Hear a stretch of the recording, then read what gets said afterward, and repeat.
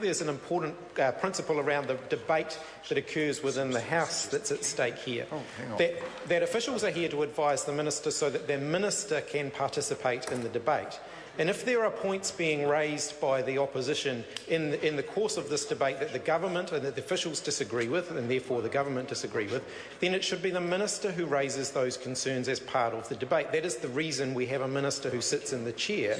And for the Minister to pass those on to another... the Minister has special rights, effectively. For the Minister to then pass that advice on to another Member of Parliament who is not a Minister of the Crown and is not accountable for the bill that's currently before the House would be quite a violation of the privileged position that the Minister occupies in that role. So it's not a criticism of the officials, it's in fact a criticism of the practice of the Minister in this case, who is abusing the position that she holds as the person who is in charge of this bill, who has access to additional advice and who has special rights to participate in the debate. She can be, she's always guaranteed a call, effectively, to be able to participate in the debate, and if she disagrees with what we're saying, then the Minister can participate in the debate and put that right.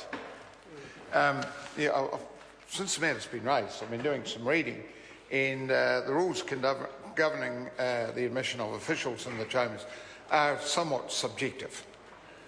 Okay, so we could have a debate about exactly what they mean, and I think I have made a ruling that members will not, that notes will not be passed directly from ministers' officials to members. That's where I'm going to leave it. We've made that bit clear. And as I say, there are some somewhat subjective rulings could be taken from the journal which I've just read. But I've now made a ruling, and let's be happy with the ruling. Yes. Dr. Kennedy-Graham. Thank you, Mr. Chairman. If you've made a ruling and you don't wish to hear anything more, well, then that's one thing. But I was going to just raise one point, if I may.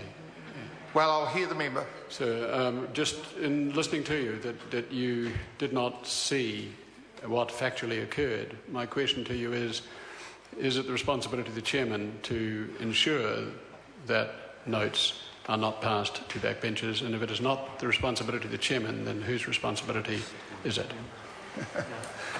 Well, I guess we're almost dancing on a pinhead here about that. I mean, it could have been argued before I made the ruling that what happened was acceptable from the notes. I've now made it quite clear.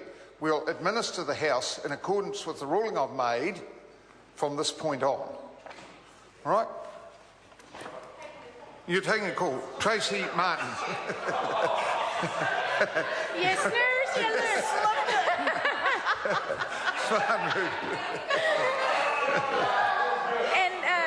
Just a small comment before I actually address my comments to 40C, just to move away from 40.